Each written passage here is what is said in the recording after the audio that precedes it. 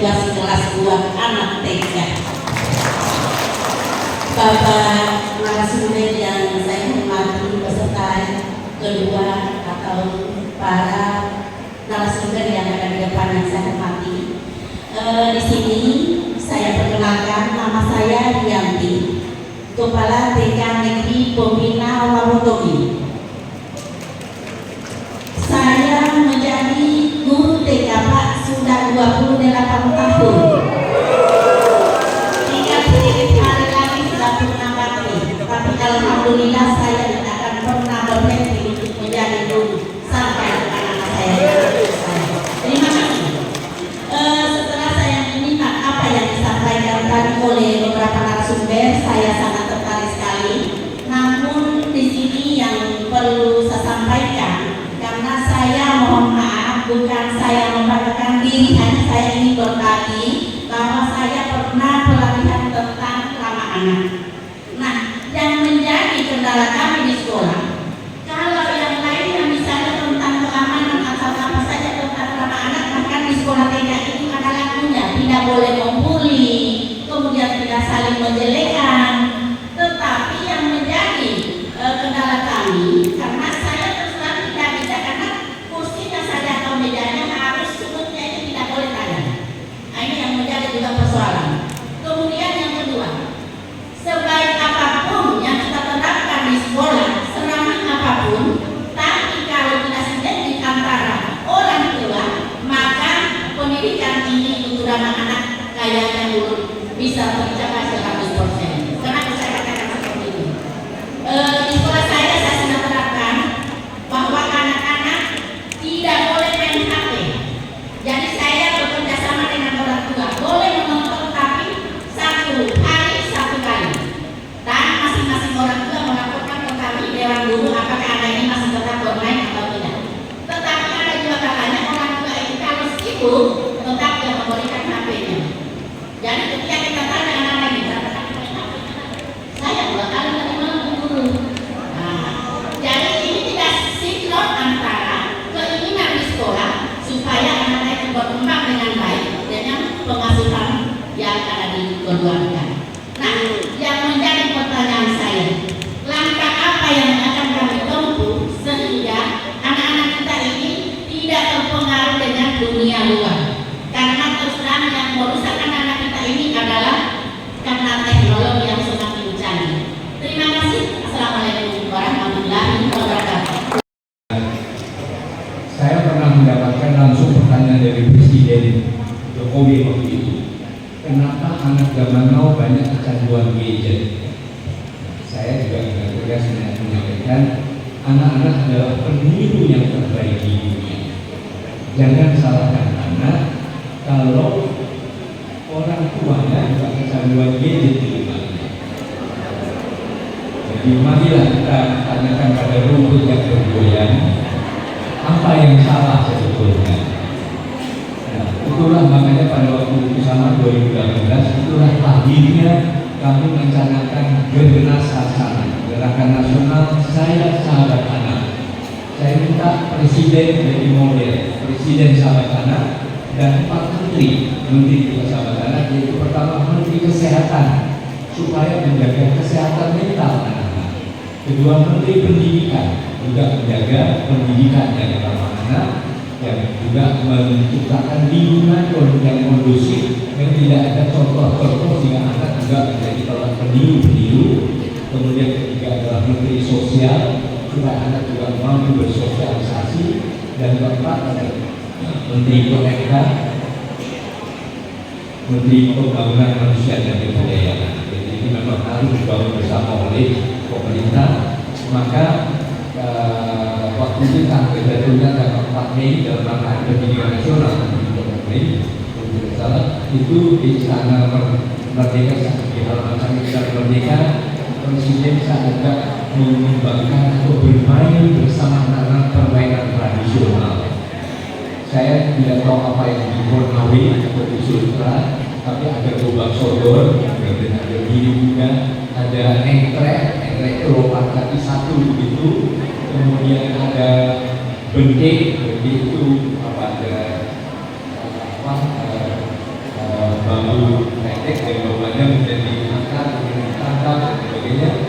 kedua egrang. Egrang itu berdiri dengan kayu yang ada kegiatan untuk jadi menjaga keseimbangan.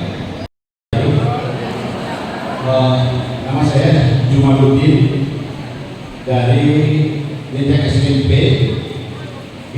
Namanya siapa? Jumaluddin. Jadi orang yang biasa pergi sholat Jumat itu Jumaluddin. Ada Juma yang biasa tinggal di kamar itu Kamaruddin.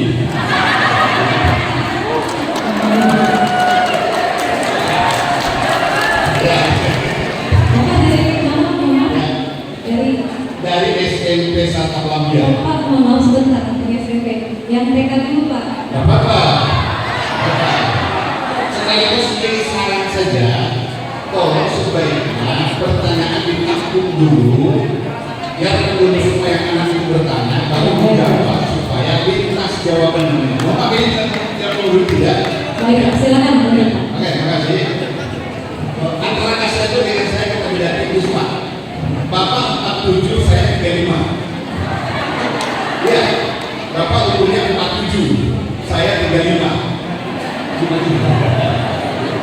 Jadi insya Allah semangatnya masih semangat 45. Ya.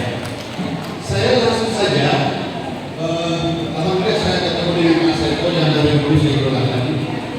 Saya juga menjadi guru pilihan alternatif. Jadi profesi guru bagi saya adalah sebuah kecelakaan yang membawa hikmah. Ya, kenapa? Karena terpaksa saya harus kuliah di IAIN dan ekonomi lemah. Tidak bisa masuk ke kedokteran karena orang tua seorang miskin. Saya lanjut. Yang saya hanya ingin kritisi adalah slogan yang hari ini lagi santer dan itu menzolimi sebuah lembaga, yaitu sekolah ramah anak. Slogan itu sangat sederhana, tetapi secara institusi menzolimi lembaga. Akhirnya apa? Seolah-olah sekolah itu selama ini tidak ramah terhadap anak itu. Pemahaman masyarakat awam melihat bahwa sekolah itu boleh diintervensi seluas mungkin, dan itu yang terjadi sama Supriyani yang ada di Konawe Selatan. Kan begitu. Ini mohon Kak Seto, ini tolong diluruskan. Yang lebih sepakat sebenarnya itu adalah keluarga ramah anak. Itu yang lebih pas, karena pendidikan yang pertama dan utama itu adalah keluarga. Ya. Kami sekolah hanya apa namanya? Kami itu hanya bengkel kasih tahu. Kami tidak bengkel. Ya. Ketika orang itu membawa kendaraannya masuk, lalu kami tanya apa masalahnya, lalu setelah itu yang punya kendaraan dia simpan lalu dia tidak akan pernah lihat, maka kami bengkel tidak pernah bekerja secara maksimal. Ya, mohon maaf Pak, masih pertanyaannya. Udah ini panel bunda, terus paham ini. Ya, kita harus melakukan pembahasan lagi. Jadi bahwa yang pertama yang harus diluruskan itu adalah undang-undang perlindungan anak. Saya setuju, tetapi di dalamnya jangan terlalu ditekankan pada sekolah ramah anak. Karena kalau sekolah tidak pernah menzalimi anak. Kalau ada anak yang terzalimi di sekolah, bukan sekolahnya, oknum guru gitu. Makanya saya kembali dengan perlindungan anak sekolah ramah anak itu yang dizalimi sekolah. Pendidikan agama Islam. Jadi untuk guru agama itu, ya, prinsip kami menahan lisan, salah kata, salah makna, berdosa. Jadi jangan khawatir. Ya, tentunya jangan khawatir, kami akan bertanya pada debat. Baik, silakan masuk pertanyaannya Pak. Baik, pertanyaannya adalah kepada dinas terkait materi pertama dan kedua. Tadi telah disinggung masalah kebijakan sekolah ramah anak atau SRA. Sebagaimana yang kita ketahui di sana ada landasan hukum tadi sudah dijelaskan, kemudian tujuan kebijakan, prinsip-prinsip dasar dengan komponen kebijakan sekolah anak. Yang saya soroti komponen kebijakan sekolah anak itu terdiri dari kepemimpinan sekolah yang bermakna, kemudian kurikulum yang ramah anak dan inklusif, guru dan tenaga kependidikan yang berlatih dalam pendidikan tanpa kekerasan, kemudian implementasi pelatihan guru dan staf sekolah, kemudian integrasi nilai-nilai ramah anak ke dalam pembelajaran. Pertanyaannya, sejauh mana dinas terkait telah melakukan ini? Karena terus terang kejadian 3 jam yang lalu saya mengajar itu keadaan siswa sebenarnya sudah beberapa hari. Saya perhatikan keadaan siswa itu malas berpikir, malas bergerak. Kemudian saya di dalam kelas tadi agak sempat kebingungan cara mengajarnya, sehingga saya tidak memberikan materi dalam bentuk tulis-menulis, tetapi saya teknik game. Setelah gamenya selesai, saya kembali ke ruang guru dan mengeluh kepada rekan guru saya. Apa iya pelajaran pendidikan agama ini saya merger saja dengan PJOK? Baik, cukup Pak. Ya. Terima Ancam teror dan sebagainya. Ya, berbagai makanya masjid yang juga dinyatakan layak anak. Sampai ya memang sampai keluarga yang layak anak dan seterusnya. Jadi itu sebetulnya bukan hanya sekolah yang layak atau ramah anak, tapi semua lembaga sebagai bagian dari hubungan mendukung kabupaten kota yang layak anak dan menciptakan idola Indonesia layak anak tahun 2030. Karena ini semua juga mendapatkan kontrol pemantauan dari PBB, sehingga kita berbagai negara mencoba untuk menunjukkan bahwa kita serius membina generasi muda kita. Bahwa anak-anak yang tumbuh berkembang terpenuhi hak-haknya, termasuk tadi hak perlindungan, tidak ada kekerasan, tidak ada eksploitasi, tidak ada diskriminasi dan sebagainya, akan tumbuh dengan optimal dan akan sehat, bukan hanya fisik tapi juga mentalnya, sehingga tidak menjadi misalnya nanti hakim atau pengacara atau polisi atau TNI atau guru atau apapun juga yang kemudian melakukan kekerasan atau penggagalan.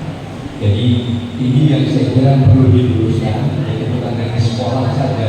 Intinya adalah dalam rangka mencapai Indonesia layak anak atau idola tahun 2030. Mudah-mudahan ini juga yang akan terus kami sampaikan. Antara lain itu dimulai dari individu-individunya. Mungkin tadi istilahnya oknum kan, kadang-kadang oknum, semua individu betul-betul ramah anak, betul-betul menjadi sahabat anak, betul-betul memahami jiwa perkembangan anak, sehingga anak adalah ibarat anak bunga yang sedang merekah. Kalau itu kena badai, kalau itu terkena jaya, kalau itu terinjak, kalau kita siram air bah dan sebagainya, tidak akan layu sebelum berkembang. Jadi mudah-mudahan dengan kebijakan ramah anak di berbagai organisasi, di berbagai lembaga, maka anak Indonesia berkah dengan segala dialoganya, mereka nanti akan menjadi pemimpin di bidangnya masing-masing yang bisa bekerja optimal dan mengedepankan kepentingan terbaik bagi nusa dan bangsa.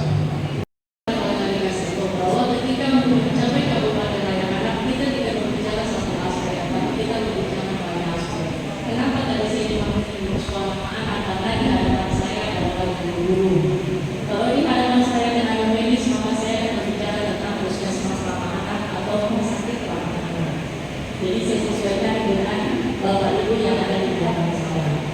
Nah, memang yang kami lakukan di DSP 3A itu kita baru mulai bergeliat dari tahun 2024. Hal pertama adalah kita lakukan tahun kemarin adalah sosialisasi, adalah merubah mindset berpikir Bapak Ibu bukan cuma di sekolah, tetapi aparat pemerintah, ibu-ibu PKK, tokoh pemuda, tokoh agama, tokoh perempuan, dan tokoh adat. Itu dulu yang kita lakukan kemarin. Jadi kemarin yang kita lakukan adalah advokasi, merubah mindset berpikir. Karena apapun yang kita lakukan, kalau mindset berpikir kita tidak ramah anak, maka susah untuk kita melakukan itu. di sekolah-sekolah yang kami lakukan untuk sampai ke sekolah. Jadi Kabupaten Raya Anak tingkatan itu ada namanya Dapela Desa Kelurahan Raya Anak. Itu kita mulai bentuk kemarin, naik lagi ke Lana Kecamatan Raya Anak. Kalau ini sudah terpenuhi, maka kita terpenuhi sebagai Kelurahan Kabupaten Raya Anak. Ini kita mulai bentuk untuk mendukung itu dan bagaimana kita ramah anak, maka kami di tingkat kecamatan kami membentuk forum anak tingkat kecamatan, ya, forum anak tingkat kecamatan. Jadi yang kita lakukan adalah memang kami tidak masuk ke sekolah-sekolah karena anggaran kami terbatas. Jadi kami tidak masuk ke kecamatan, kita masuk ke lingkungan karena kita mengubah mindset berpikirnya. Mindset berpikir bahwa untuk menciptakan itu bukan ada tugas dinas pemberdayaan perempuan dan perlindungan anak, tapi itu adalah tugas kita bersama. Ingat Bapak Ibu, tahun 2023 Purnama dari Kabupaten Darurat Anak. Yang saya upayakan dan saya kondisi hari ini saya khawatir jangan sampai tahun 2025 Purnama Darurat Anak lagi. Kita berharap anhamnya kita tidak merah. 2023 anham kita merah. Salah satu datanya adalah tingkat kekerasan terhadap anak.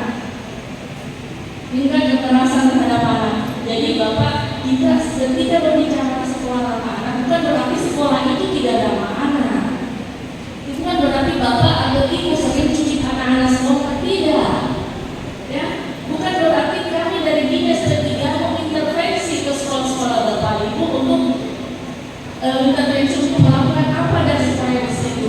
Tetapi kita merubah mindset berpikir, kita ajak teman-teman kepala sekolah sebagai bagaimana caranya kita menciptakan ini supaya anak-anak buat ramah. Itu tadi Ibu kepala sekolah katakan, menjaga jangan pada supaya tidak ada luka. Nah seperti itu. Jadi seperti yang saya katakan tadi, kamar mandi bisa tapi sama perempuan. Itu salah satu contohnya. Jangan ada kawasan merokok. Jadi Bapak Ibu yang merokok mungkin disiapkan satu khusus kawasan untuk mereka, karena anak-anak kita tidak boleh merasa rokok.